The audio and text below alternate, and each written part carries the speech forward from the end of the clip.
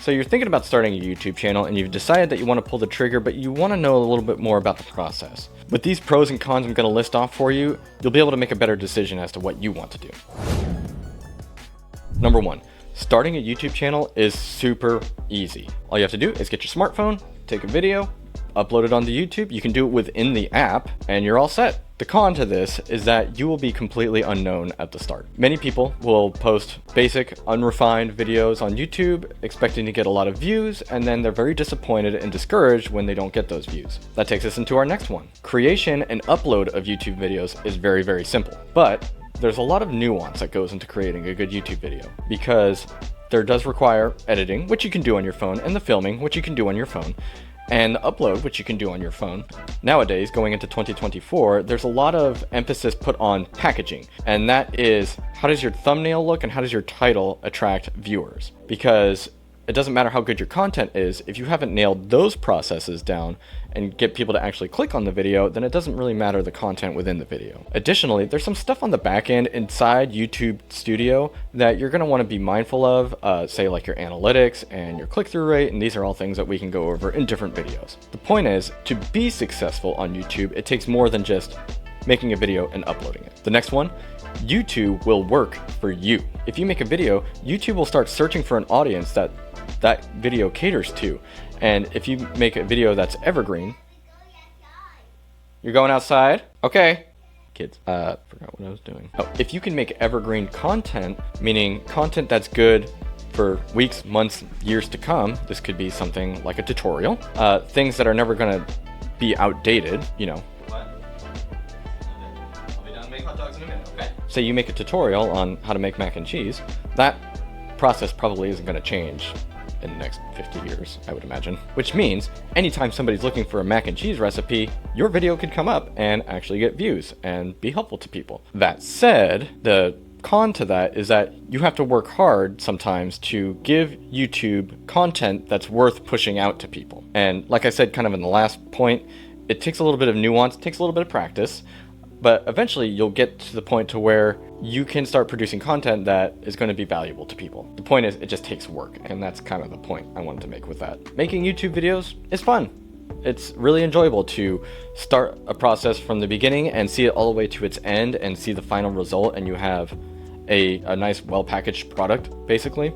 The con to that is that it takes work. It's not necessarily as easy as it sounds, but it's worth the trouble.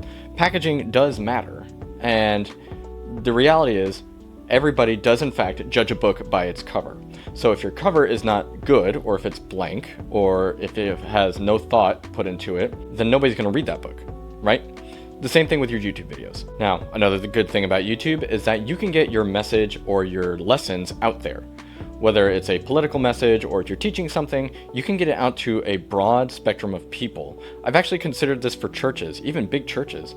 If they can get a very good established presence on the internet, then they can reach more people maybe than they would ever be able to reach in their small town. It's kind of a crazy thought if you think about it. The problem is, nobody might care about your message or whatever you have to say or teach. So the issue is finding that community, finding those people. And the way to do that is to be credible. You start with one subscriber at a time, one video at a time, and you start building those little blocks. But that takes time, it takes work. You're kind of starting to see a recurring theme here. That said, you can make people care, but it's going to have to be built on a history of trust and, like I said, credibility. Now, a big one for a lot of people is that you can make money doing YouTube. The problem is, it might not be for a long time. There's actually a lot of money to be made on YouTube. It's said that in 2021 alone, in North America, there were 425,000 full-time YouTubers. That's crazy. You could be one of them. But what a lot of people don't think about on the front end is all the work that those people had to do on the back end, and for the years going up to that. Overnight successes are never overnight successes. They are in it to win it for the long term, and eventually they have their breakthrough moment where they can start bringing in revenue. That said, don't be discouraged. There's a lot of ways to make money on YouTube, whether it's affiliate marketing, selling a course, ad revenue, sponsorships, things like that. There's a lot of ways to do it, and you might be able to just make a full-time living on ad revenue, and a lot of people do. But if you have skills that pay the bills, you can sell the things that pay the bills. The really cool thing about making YouTube videos, and here's our next one, is that they work for you. Right now, in today's day and age, there's a lot of talk about replacing restaurant workers with robots because you can pretty much just charge them and they do most of the tasks that's needed for restaurant work, which is good and bad depending on how you look at it. But YouTube videos are kind of the same way. If you make a very valuable video that can last for a long time, that's that evergreen content I was talking about earlier, then you have a video that's working for you while you sleep. And really, you're putting in the work for that video only once. So let's say it's a video on how to fix your car. People drive cars a lot. Cars need to be fixed. So if you can offer a video that teaches people how to do something and will teach them how to do something for a long time, then while you're sleeping, people are watching that video, it's bringing in ad revenue.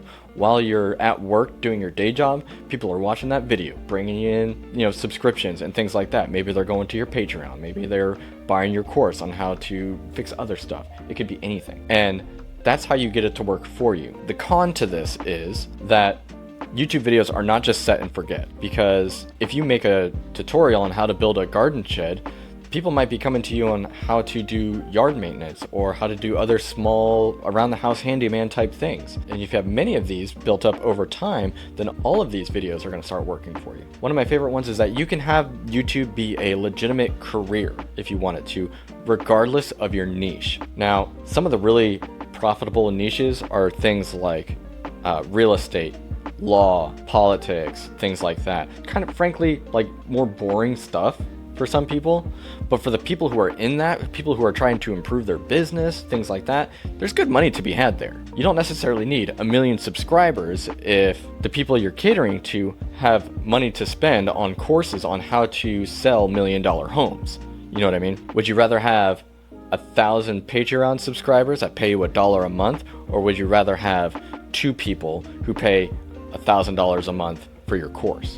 The numbers are not necessarily in the numbers. You have to be willing to put in the work on the front end to reap the rewards on the back end. And that's not easy for some people to do. They're not willing to stick with something in the long haul, to see it through 2, 3, 4 years down the road. Because there are instances where people blow up within the first month of their YouTube channel and they start making money. That happens. That's not the rule though, but that's the kind of results that people want to get and that they expect to get. You have to be ready and willing to put in the legwork. And that brings me to my last one. YouTube can really change your life in a lot of ways. That said, you only get what you put into it. If you don't invest into something, you'll never get a return on it. If you haven't put money into the stock market, you're never going to start attracting dividends back into your bank account. You have to put something into it. If you put in very little effort, you will get very little return. So there it is. That's my general list of pros and cons of starting a YouTube channel. If you have any other questions or you want to get some more insights on the ins and outs of YouTube or just life lessons in general, like and subscribe, and I will catch you in the next video.